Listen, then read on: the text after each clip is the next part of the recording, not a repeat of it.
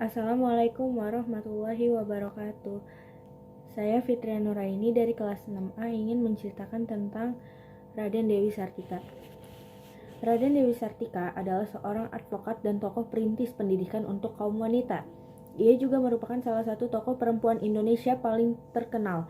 Ia diakui sebagai pahlawan nasional oleh pemerintah Indonesia pada tahun 1966. Raden Dewi Sartika atau Dewi Sartika merupakan tokoh pejuang wanita yang berasal dari Cicalengka, Bandung. Dewi Sartika dikenal sebagai tokoh Jawa Barat yang menjadi perintis pendidik bagi kaum wanita. Ia mendirikan sekolah bagi kaum perempuan bernama Sekolah Istri di Pendopo, Kabupaten Bandung. Pada 11 September 1947, Dewi Sartika meninggal. Ia dikukuhkan sebagai pahlawan nasional Indonesia pada 1 Desember 1966. Dewi Sartika lahir pada 4 Desember 1948 dari keluarga Sunda ternama yaitu Raden Rangga Somanegara dan R.A. Raja Permas dari Cicalengka. Ayahnya merupakan seorang priai yang paling awal menyekolahkan putra-putrinya termasuk Dewi. Namun, Dewi hanya sempat bersekolah di sekolah kelas 1 untuk penduduk non-Eropa sampai kelas 2. Pada 1893, Raden Somanegara diasingkan ke Ternate oleh pemerintah kolonial. Ia dituduh terlibat dalam sabotase acara pacuan kuda di Tegalega untuk mencelakai Bupati Bandung yang baru R.A. Martanegara. Sejak saat itu, Dewi tinggal bersama pamannya. Pamannya ini seorang patih Cicalengka bernama Raden Demang Surya Karta Hadiningrat. Ia pun menerima pendidikan yang sesuai dengan budaya Sunda. Dalam keluarga pamannya, Dewi disambut dengan dingin dan diperlakukan berbeda. Salah satunya adalah ia diberi banyak pekerjaan rumah tangga dan harus rela menempati kamar belakang sebagai pelayan. Alasan Dewi mendapat perlakuan berbeda karena hukuman buang yang diterima ayahnya dianggap sebagai aib baginya. Pada masa itu, kedudukan perempuan dalam masyarakat Sunda mengalami kemunduran yang disebabkan oleh beberapa faktor. Faktor pertama, ketika zaman Kerajaan Mataram berkembang feodalisme yang menempatkan istri sebagai lambang status seorang pria.